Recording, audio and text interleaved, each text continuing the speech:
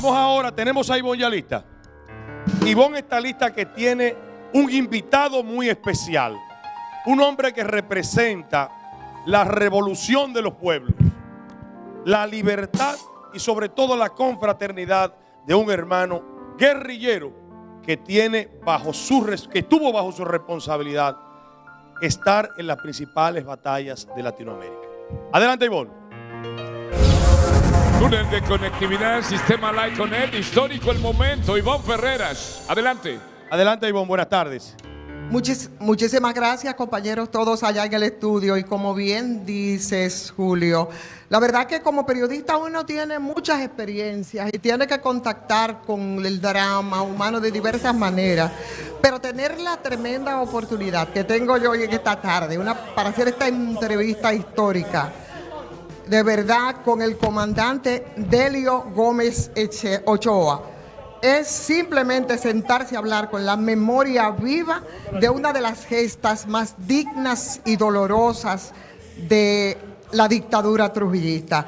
Está en el país porque, invitado por el Movimiento Izquierda Unida, tenía 13 años. El MIU va a poner a circular sus memorias el próximo domingo, 14 de junio, a propósito de esta gesta. Será en la Biblioteca Nacional, en el Salón Aida Portalatín, a las 10 de la mañana.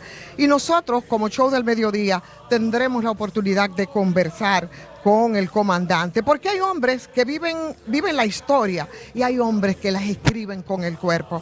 Frente a nosotros, yo creo que se encuentra una de esas páginas, comandante rebelde de la Sierra Maestra en Cuba, internacionalista indomable en las luchas de Constanza en 1959, y a sus 96 años, casi 97, es el último puente vivo, el último testigo de la raza inmortal que desafió con el fusil la mano de la dictadura para devolverle la dignidad a la República Dominicana. Hoy vamos a conversar de manera exclusiva, que es también un acto de justicia contra el olvido a que se ha asumido esas gestas históricas, y conversamos con el comandante Delio Gómez Ochoa. Bienvenido, comandante, a la República Dominicana. Buenas tardes para la televisión nacional y el gran público que en este momento le está viendo.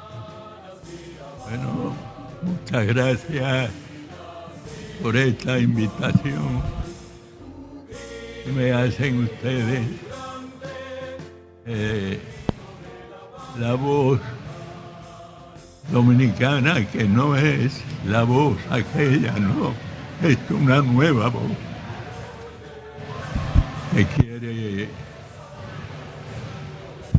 que no se pierda en la historia de los libros, algunos escritos y otros por escribir, aquella noble narración de los hechos que ocurrieron a partir del año 59, después del triunfo de la Revolución Cubana, dirigida por el comandante en jefe Fidel Castro, el hombre más grande del mundo, como ha dicho Raúl Castro, su hermano. Yo reafirmo lo dicho por Raúl.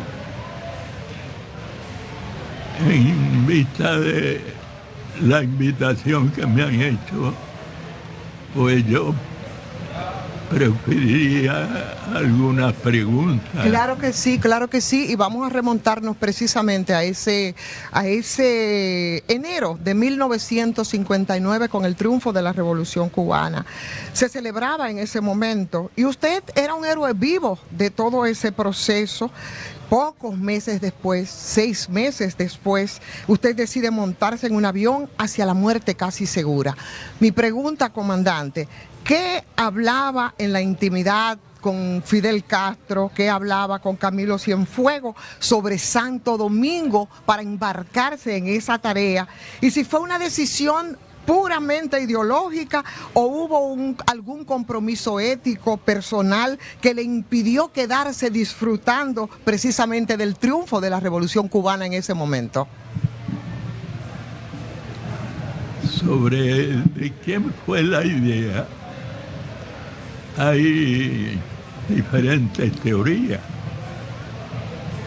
Cualquiera de las teorías que existen sobre las posibilidades y la necesidad que había en este continente, que existían ya, más que ejemplarizado en el campo de las ideas y de la realidad reinante entre nuestras naciones de este medio continente. Todo el mundo estaba de acuerdo en que Trujillo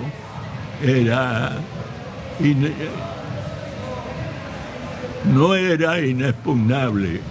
Trujillo era un hombre de carne y hueso, una persona pensante, pero pensante a partir de la raíz, de la peor de las formas de pensar sobre cómo debe vivir y desarrollarse una sociedad campesina o poblada en las ciudades y lugares de todo el país. Y precisamente estamos en uno de esos lugares donde existió un Trujillo que dejó un día de existir gracias también a la mano vengadora, a la mano castigadora,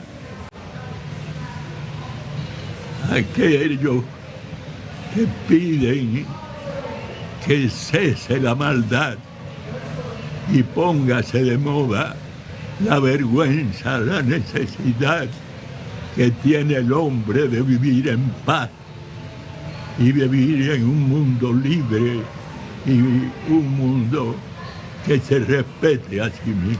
Sin embargo, había muchos riesgos, comandante, en ese momento. Usted venía de la experiencia de la Sierra Maestra, dependía del apoyo de los campesinos dominicanos, pero Trujillo tenía un control psicológico en ese momento, y por supuesto que tenía un control de terror absoluto aquí en el país, y muchos campesinos persiguieron a los expedicionarios, distinto a la experiencia cubana. ¿En qué momento se dio cuenta usted en las lomas de Constanza de que el campesinado dominicano no iba a reaccionar igual que el campesino de la Sierra Maestra, y por eso esa derrota militar, y si también fue una derrota política, o cómo podemos valorar esa experiencia?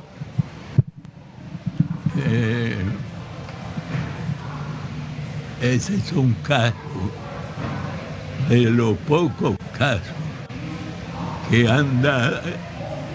nos ha dado el panorama de aquellos tiempos, que es un caso muy especial, y esa pregunta suya nos reafirma en que una de las cuestiones más difíciles que ha habido desde entonces hasta estos días que vivimos hoy, que no nos explicamos cómo es posible que un hombre tan parecido a un hombre mamarracho un mamarracho se convierta en un dios de los hombres, en un pedazo de tierra que nació libre con sus indios y sus atuey y sus demás pobladores primarios en las montañas y campos de estas islas que son el nido amoroso que debieran ser todavía y no lo son, desgraciadamente.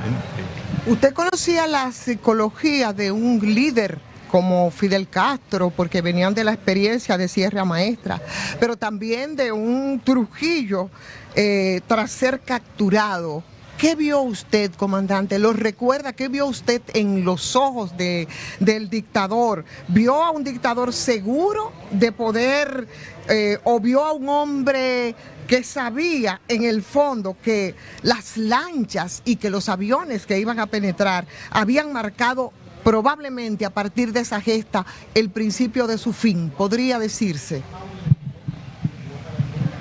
Bueno, sobre esas cuestiones se ha manipulado y se ha hablado y se han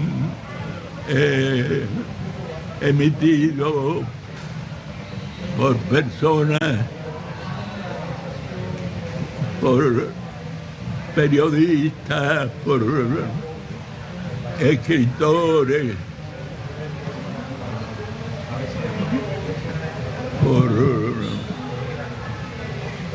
por todos los que conocieron el contexto y vivienda de aquella población de entonces. Fue una población distinta, porque nació un hombre que parecía un hombre, pero que no era como todos los hombres.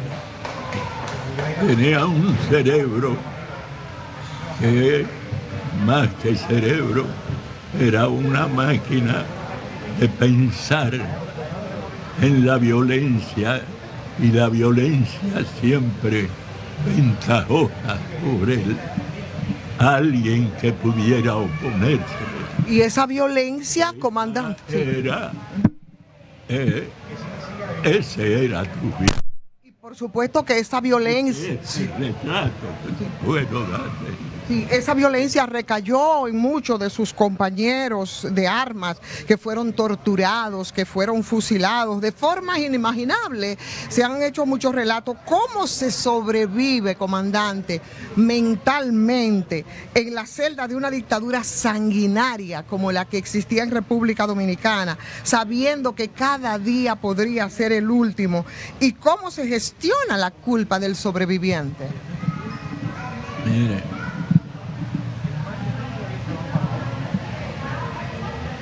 si Balaguer no hubiera arrasado con todo lo que fue la 40, que era el nido, como la gallina pone los huevos, el nido de más fama y de más fuerza con la que contaba el aparato militar de Trujillo. Trujillo era, pienso yo, primero un vivaracho que empieza como un muchacho a jugar con la pelota y de la pelotica y del granito y el bichito, pasa a hacer otras cosas de más interés y de más movimiento comprensible por el hombre y a veces deja de ser comprensible por el hombre, porque Trujillo decía, era famoso el decir de él mismo, que decía, lo que no sirve se bota. Comandante, si la gesta... Sí. Se fue aplicado en esta tierra bendita, creada por la naturaleza.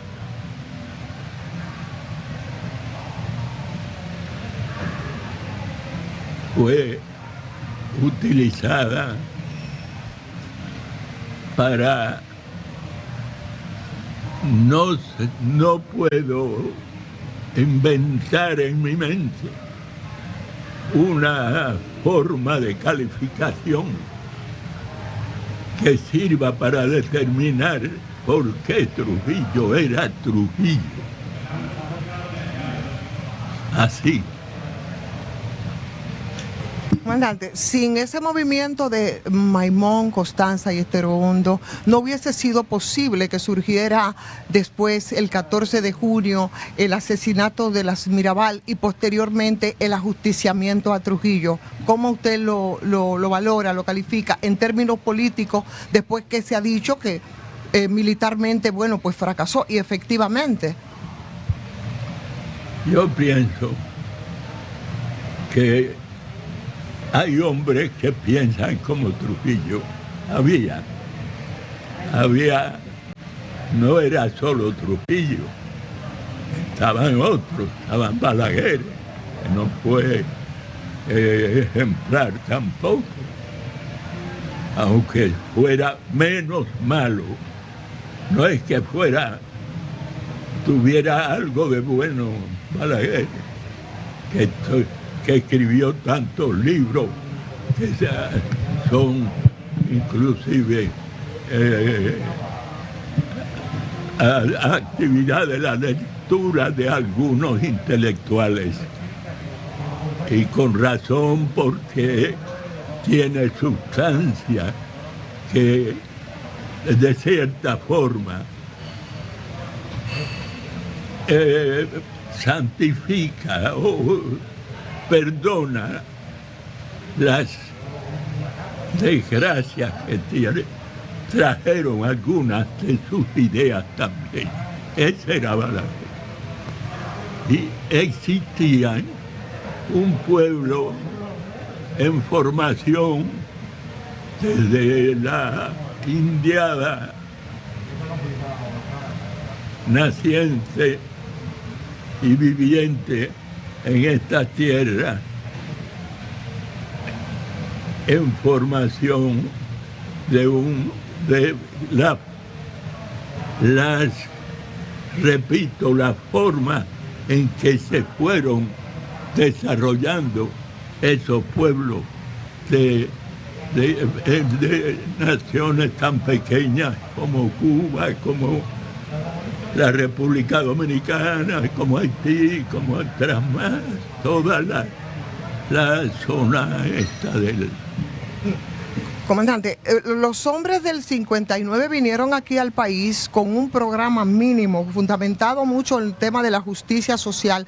Y a mí me gustaría como que viéramos un poco a la República Dominicana de hoy, miráramos esa República Dominicana, un país democrático, pero con profundas desigualdades.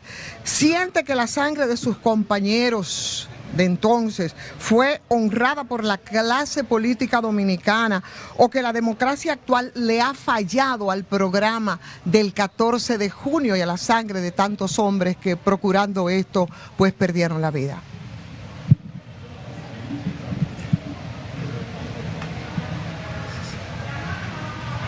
Apartándome de lo que sería una intromisión mía en los asuntos internos del pueblo dominicano y cómo resuelve hoy sus problemas, o después de Trujillo ha venido resolviendo sus problemas. Yo te puedo decir que ya, es decir, te dije hace un rato, que era un lleva y trae aquello de que y los amigos y los dicharacheros y los que hacían broma decían que Trujillo tenía un dicho que era acuñado como una verdad de que lo que no sirve se bota. Nosotros sabemos bien que no se refería a un par de zapatos ni a una cosa de vestir o cualquier otra cosa. Sabíamos que se refería a un ser humano que en ese momento de la existencia de Trujillo existían en esta nación. Y ese saber, ese individuo extraordinariamente famoso después en este continente como uno de los hombres más malos y más sanguinarios que ha tenido América Latina, por lo menos, porque debe haberlo en la antigua Grecia y en otros países del mundo debe haber habido gente mala también, asesina. ¿Qué es lo que más le preocupa a usted? Sí, ¿qué es lo que más le preocupa a usted que no se haya contado de 1959? Ahora que ya estamos un poco recogiendo, porque la verdad que el tiempo nos traiciona, comandante. Con usted la conversación debe ser muy prolongada, pero por cuestión de tiempo, ¿qué le preocupa a usted que se haya contado mal sobre la expedición de 1959, brevemente? Mal. Que no se haya contado correctamente. Yo creo que haberle dado el apoyo a los que en Venezuela, en Cuba y Nicaragua y algunos otros, porque estaban minados también, ¿no? Nicaragua. Venezuela acababa de salir de un problema y tenía un nuevo gobierno, más o menos. Un gobierno mediocre que después se prestó también a hacer otras cosas que no debía. Y pienso que el hecho de que Trujillo durara tanto tiempo, más de 30 años, casi 30 años, ¿no?, en el poder, sí, no dependió nunca de la masa viviente sobre este pedazo de tierra. Dependió de la fuerza que detrás de Trujillo y como maestros y apoyadores de aquellas ideas, para mantener la pureza de las ideas de que lo que no sirve se vota, que tenía Trujillo, tenían otros también, porque todo el mundo conoce bien el apoyo irrestricto que tuvo siempre Trujillo del gobierno de los Estados Unidos. Comandante, el tiempo se nos va y nos están presionando desde allá del estudio. Lamentablemente ha sido corto. Nada más, Anais, vamos a pedirle por favor, y a mi compañero Julio allá, que no puedo cerrar sin hacerle esta última pregunta que me va a responder en 10 segundos el comandante. Si usted pudiera conversar ahora, a 70 años de tiempo, con los compañeros que murieron en Constanza, Maimón y Esterondo, ¿qué le diría el comandante Ochoa hoy, en 10 segundos? ¿Qué diría? ¿Qué diría sobre qué? Sobre la situación actual en la República Dominicana. Después de 70 años de esa gesta, si tuviera a sus compañeros hoy, a tanto tiempo, ¿qué usted les diría? Aquí no hay mago que pueda contestarte esa pregunta, porque no es aquí solo, son todos los pueblos del continente los que pasan por esa misma tragedia de cómo hacer que las cosas se hagan bien, qué cosa es bien y qué cosa está mal. Distinguir eso, poder estructurar una forma de pensar y de crear todos los días, hombre por hombre, desde niño hasta la desaparición de cada ser humano. Esto sería el paraíso, si es que alguna vez existió realmente el paraíso. Es la 1, señores, la 1:16 y exactamente con mucho pesar tenemos nosotros que terminar esta entrevista, esta conversación breve con el comandante histórico Delio Gómez Ochoa. No solamente de lo que fueron las experiencias allá en 1959 desde la Sierra Maestra, sino también esa gesta importante aquí en la República Dominicana. Muchísimas gracias por conversar para el Show del Mediodía de manera exclusiva, comandante, en esta breve conversación. Pero bueno, tiene que decir algo muy breve porque ya vamos al aire. Yo le agradezco mucho esta entrevista y estoy seguro de que de una forma u otra, siempre con la voluntad que ha demostrado a través de los desastres que han servido de ejemplo para no hacer lo que no se debe hacer y para hacer las cosas como se deben hacer, para que el pueblo y la nación crezcan como árboles que sean capaces de dar los mejores frutos para ellos, para ustedes, para la República Dominicana y así como para los miles y millones de personas que habitan en este continente y en el mundo. Muchísimas gracias, comandante de siempre, Delio Gómez Ochoa, por esta conversación para los televidentes del Show del Mediodía. Muchas gracias. Histórica entrevista, Ivonne Ferreras, gracias. Un héroe de la raza inmortal.